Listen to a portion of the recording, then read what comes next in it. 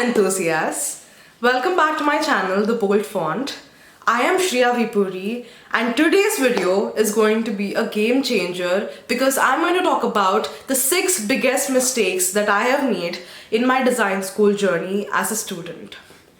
So, before getting into the video, I'm going to explain how this works. And I'm going to talk about the lessons that I learned from the same. So stay tuned and make sure you subscribe to my channel and hit the like button. Alright, so the first mistake I made as a design school student was considering my assignments as just tasks instead of looking at it as an opportunity to explore new stuff. I mean, yeah, I know there are a lot on your plate right now. There is a lot on your plate right now. But what I would suggest is that see every assignment as an opportunity. There is a reason, there is a purpose to every assignment that is given to you in your design school. So I would suggest you understand the purpose behind that assignment and fulfill that purpose first by learning whatever you have to learn from that particular assignment. And if you are, suppose, a fashion designer, and your assignment is to make a dress or something like that, instead of like cramming it in the last moment like I did most of my years, don't do that. Do the design process from the beginning itself and work on the ideas that you really love. And okay, so a lot of people don't realize how important research is when it comes to design. I get it why people think that design is very hands-on, practical, and something that you have to do, physically. But then before doing that, the importance of research is something that you need to understand. Understanding your theme or your topic or whatever you're doing, the consumer analysis, everything will give you layers that you can add to your, design or the design process, and it will give a better result. Trust me, a good project backed with the good research contains more value than the project with just aesthetics. So that is my pro tip. And also make sure you're using your library properly. Like whenever you get assignments on particular topics like art history or whatever, make sure you go to your library and actually use the resources, because the more you read, the better it is for you. Like I said, research, don't forget.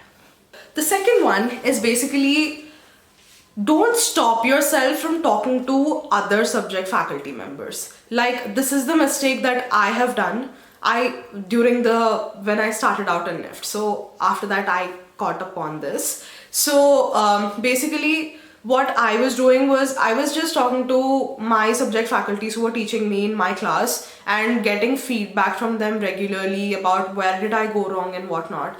And it is only when I discovered my new interest in graphic design that I wanted to actively seek feedback from the fashion communication faculty. So I took my project to them one day and I asked them for feedback, and whatever feedback that I got from the fashion communication faculty was so different from the knitwear design faculty that I had at NIFT.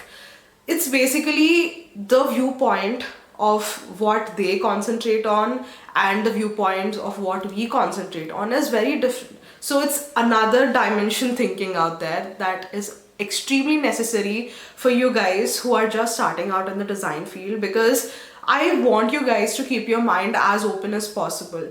Try out new things, talk to as many different people in different fields as possible, because that will make you design better, and that will also give you an understanding of design as a whole, not just fashion design, not just knitwear design, not just graphic design or whatever. And other thing is that every faculty has their own networking, channel. So the more people you talk to, the more channels you open for networking, which is very important in this field of design. And not just that, I would say that by engaging with other streams, what will happen is that when you go out, when you're just starting out in the design field, you will not be assigned only fashion. If you're a fashion designer, you'll not be only assigned the fashion design work when you are just starting out. You will have to pick up projects with graphic designing. You should have an idea about what styling is. You should have an idea about what leather is and whatnot. Because what if you're a knitwear designer and they give you some leather to work with? You should be able to do it. You should know the starting point at least.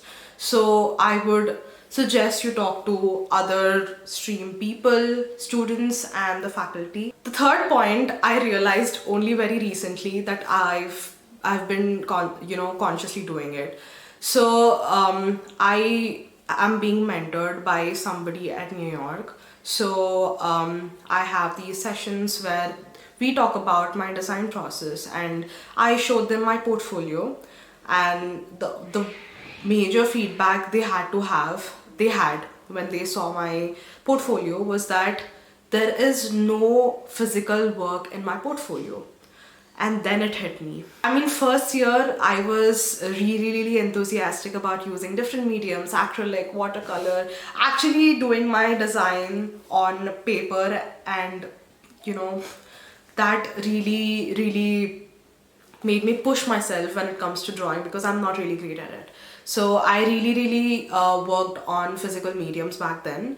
And when I purchased an iPad, which was in second year or something, I switched from physical medium to digital medium artworks and design sketches. So what that did was, the reason why I did was to save time. Because if you want to do like a physical artwork, you need something to go with it. You need some water, brushes, and you need a proper setup to go with it. And I was too lazy, and it takes much more time because you can't undo it so easily, right, when you're doing it on physical medium. So because of all these hassles, I switched to digital medium. I know that digital mediums are very much trending right now, but when you're applying to a university after your bachelor's, or when you are going for design houses, especially design houses, they look for physical work more than all these digital mediums. They want to know how good you are with your hands. Like, are you able to create sketches if they suddenly give you a pen and paper? Are you able to work, how good are you with 3D sculptures and whatever? So these are some basic things that you shouldn't miss. And it is also a plus point if you are very good at physical mediums, because it is something which will make you think more and bring more of your ideas into life. Because one problem that I faced during my sketching sessions was that I was not really thorough with all the processes or the techniques of sketching. So I used to make very basic designs and whatnot. So if you have your basic tools right, you can experiment and explore more than other people in your field. Moving on to the fourth point. I initially gave more priority to my academics than networking and picking up freelancing works outside of college. Like, I have seen my friends suffer with this a lot. They used to, always prioritize academics more than the external other activities that you need to have. I would suggest that sticking to academics when it comes to design will give you nothing. Maybe, yes, initially good grades, that is also very important, but like, other than that, you are not going to get anything else. If you want to succeed in design field, you need to be an all-rounder. You need to be good at everything. That is the hard way out. I have seen a lot of people on YouTube and Instagram talk about how their NIF degree is not useful and how they're failing as designers, nothing is happening and all of that. But this is a tough field in the first place. Don't blame external circumstances for this. It depends totally on you. If you are strong with whatever skills that you have or developing, or the network you have, or the projects that you're picking, if you are very strong with that, the opportunities will open up like anything for you guys. So make sure you're not just focusing on your academics all the time, but like give some time to pick up some freelance works, because that real-time experiences will teach you so much more than college. Like, right now I feel like just working under a person for 1 year would teach me more than 4 years of my college altogether. So yeah, I would say that balance it out. It's a balancing act, guys. The more you balance it out, the better it is for you guys. Yeah, okay. Let's move on to the fifth tip. So you need to figure out your design process, your own design process, your own speed that you work at, and you need to figure out your own design aesthetic. I'm telling you this because if you want to start out on your own in the future, you need to know yourself first. Knowing myself was the biggest challenge for me in NIFT, because figuring out what you like, consciously choosing what you like, consciously putting in efforts in the direction that you're passionate about, all of these things matter a lot, and design process is very, very important for your own personal growth. Because I know you've been taught a certain way, but a lot of people, kind of divert from the conventional design process that is there. That first you need to do the mind mapping, boards and whatnot. So figure out what works for you so that you can work very efficiently and quickly. So that is very important, and figuring out your own design aesthetic is very important. Like right now, I'm leaning towards Indo-futurism. It's basically futurism, but then with the Indian tint to it. Like you've seen Black Panther, right? That is Afrofuturism, and what I'm in love with is Indo-futurism, something in the similar lines. So see what you like, develop your own aesthetic, own design style, have your own elements in it, because if you want to start out on your own in the future, that is what will add up in the first place. And if you want to distinguish yourself from all the people that there are right now in this field, your own aesthetic is what speaks the loudest. And don't just use Canva templates, guys, to make mood boards and whatnot.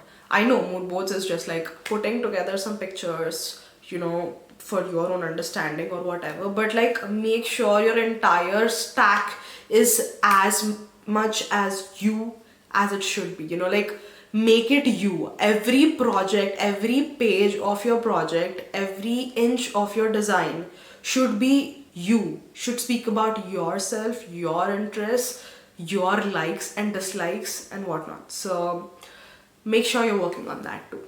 The final sixth step, you need to keep creating, keep making stuff constantly. When I finished my third year and it was time for me to apply for internships, I realized that I did not have much of garments to put up in my portfolio. I had a lot of graphic design work, digital work, but then that was not enough. I needed to have some more, dresses or garments that I'm making in my portfolio. It goes the same with the product designers. You need to keep creating stuff, keep making stuff, so that you have a lot to choose when you're putting it in your portfolio. And not just that, creating everything is a process, right? So to create everything, you need to have a process, and that process teaches you a lot. Work with as many mediums as possible, explore as much as possible with pattern making or softwares or whatever is relevant to your field. Explore as much as possible, keep creating, constantly create, so that you will know where you're lacking. And this process of creating again and again and again will build confidence within yourself about the skills. So when you're going out into the industry, you're already confident about your skills that you have, and you're also confident about your design process. And you will also have a lot of options to show people ki, okay, I've created so many things, and you can also master your craft through this. So these were the 6 tips from my side that you need to work on if you want to success 100% coming out of a design school. So I hope you guys liked this video and found it helpful. If you did find this video helpful and if you liked it, I would please urge you guys to subscribe to my channel, because whatever love that you guys give will encourage me to put up more videos and put up more content on this YouTube channel. So Thank you so much for watching and bearing with me for however minutes that is coming up to. Thank you so much for watching, guys.